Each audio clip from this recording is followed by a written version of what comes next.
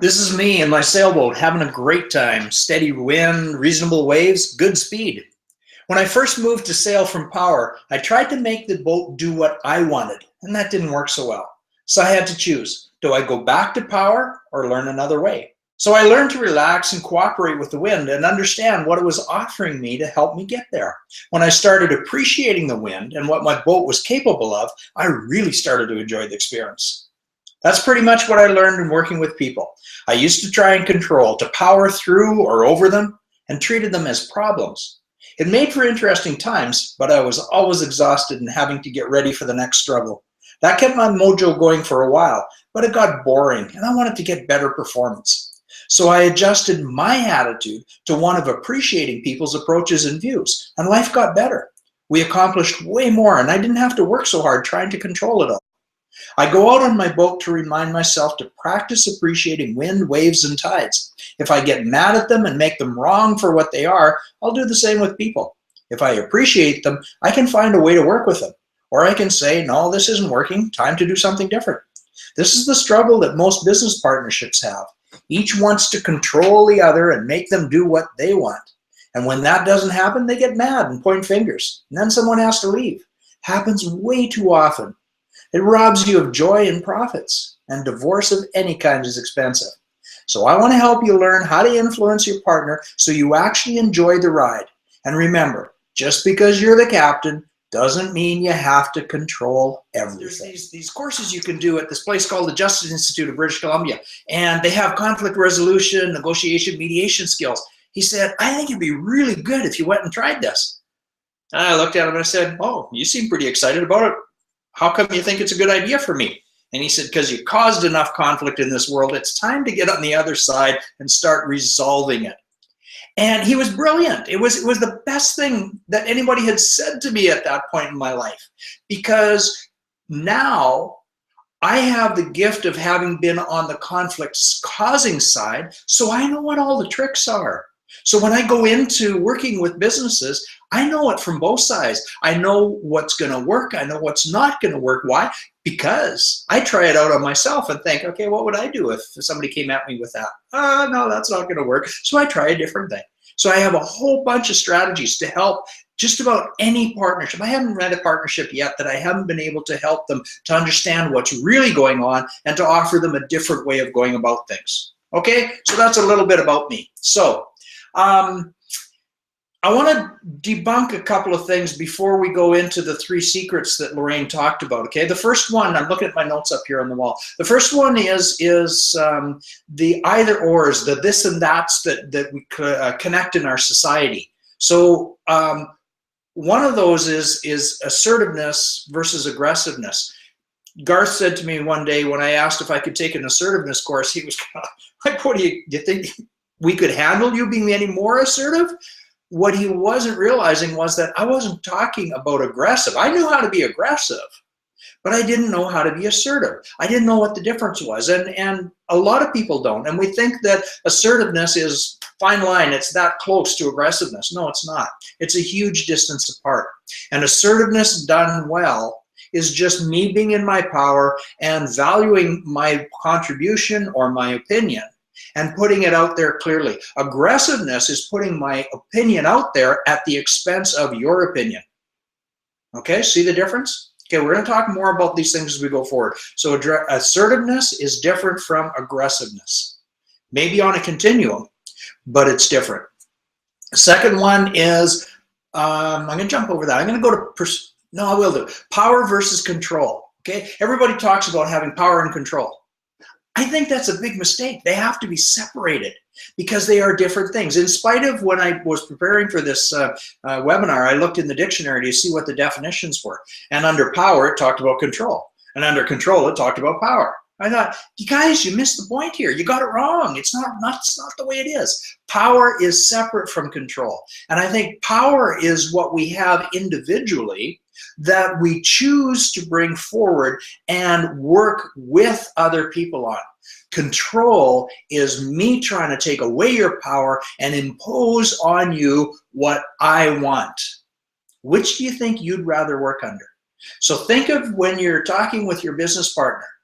Are you trying to influence them? That's power with them. Or are you trying to make them do something? That's control over. How do you think they react, or you'd react, if they did the same to you, or when they do the same thing to you? You don't like it. I don't like it. If I would much rather try and influence my wife than control her. I would far rather influence a partner that I'm working with than control them. Why? Because it's going to work better for everybody. I don't have to work so hard when I'm influencing. When I'm trying to power down, I have to keep pushing them down, stuffing them down, containing them. That's not fun. It's not fun for me, and it's not fun for them. Why would you want to? Waste too much energy. So I want to tell you about David. David was the auditor of a corporation, and David's approach alienated people very, very quickly. And the approach of his own personal approach, but also the approach that he had set up within the auditing division of the company. The auditing division was seen as the army coming in. We're going to clamp down and kill everybody who didn't do it right. It was seen as a real gotcha kind of a process. It was not working well. The executive team wanted David gone. CEO said, nah, going to give him another chance. Let's let him work with Rob and see what happens. So I helped David to see, first of all, his personal approach, how it was, in fact, setting up the problems that resulted in the philosophy, if you will, of how he set the audit unit up. So not only did we adjust his personal behaviors, but we adjusted the whole philosophy of audit within that corporation. It became a supportive piece. It became a, how do we make sure that we have as few observations as possible? How do we make sure that all the programs that are set up within the proper structures, cross-references, checks and balances? How do we make sure that everything is as perfect as it possibly can be? And then if something does come up, how do we make sure we fix it so that it doesn't cause us problems in going forward? Change the atmosphere entirely. Within 3 months, the executive team went back to the CEO and said, David needs to be part of our regular meetings. Love what he's contributing now. Okay? David went from power, from control over what was happening, and he moved to influencing what happened in the organization. So moving from persuasion and punishment to influence and helping. Worked for him. A sports person. I don't know what her name was, sorry, can't remember. I was in a restaurant one day, and Lorraine and I were having a meeting with some folks, and Lorraine was doing the usual where she carries the conversation. I like to observe, like she said, I like to watch and see what's going on and figure out the behaviors and get the tells that people have and understand where they're coming from and how I can help them then. So I was doing all of that, and Lorraine was carrying the conversation. So I was paying attention to it. But in my peripheral, I could see this flat screen TV way up there on the wall, and there was a tennis match going on. It was a women's single, and I noticed what caught my eye was the woman missed the volley, and so I looked over at it, and I looked and I thought, oh, she just did something here. She's going to miss the next one too, and she missed it. And I watched and I thought, oh, okay, this is going on. She's going to miss it again. And I kept on predicting it right till it was game point or whatever you call it in tennis, where she was about to lose. If she missed the next volley, she lost. And I watched her and I thought, she's going to get this one. And she got it. And I watched and thought, okay, she's onto it. She's got something going now. She's going to get it again. And I predicted right through, and she won the game. What I saw was the critical voices inside her head showed me that she was giving away her power. She was probably saying things like, stupid, I should have gotten that. Oh, I'm so clumsy, I'm too slow. Things like that, which just take her power down. And she continued that, and she continued to miss. She continued to get what she believed was that she was too slow and she couldn't get it. And so she continued to get that. And all of a sudden, something inside her said, hey, I can do this. And I mean, I could just see her power come back into her. I could feel it, even though it's on the TV screen. She got back into the game and she delivered on it, because what you focus on is what you get. It was incredible. I wish I could had a clip of it, or I could tell you what the game was that you could watch it for yourself. But it was phenomenal. But you know what? Go out and watch anything, it's particularly where there's one person against one other person, and watch and see if you could figure out how they have their power or how they give their power away.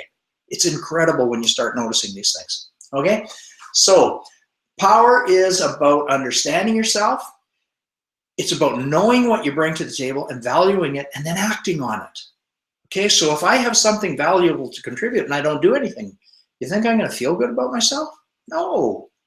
I have to contribute that. I have to take the action in order for it to work. So if you're sitting there with your partner and your partner's going wah, wah, wah about some stuff, and you know that you could make a difference, you know you could bring something in that's worthwhile, and you choose not to, you're going to be mad at him. But guess what?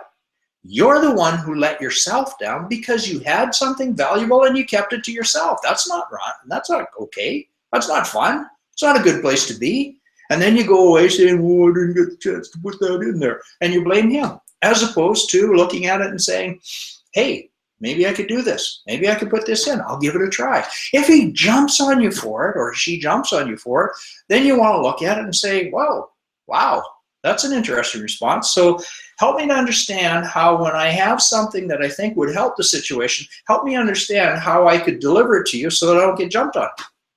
It's amazing how often with companies that I've worked with, they'd work through something and they'd say, okay, great, we got the solution. And I say, okay, so can I just ask a question? Tell me what tell me what problem your solution actually solves. And I've had it where they looked at it and they realized that the solution did not solve anything near what the problem was. And then they had to come back and they had to clarify what the problem actually was. So getting the right solution for the right problem is critical. So if your partners are at each other, it's not about your jerks. That's not the problem. The problem is that your communication processes and the stories that you're telling yourself about each other are creating problems for you. What are you going to do about the problems that you're creating for yourself? What are you going to do about the stories that you're telling yourself? Okay, so focus on the right problem. That's the key to it.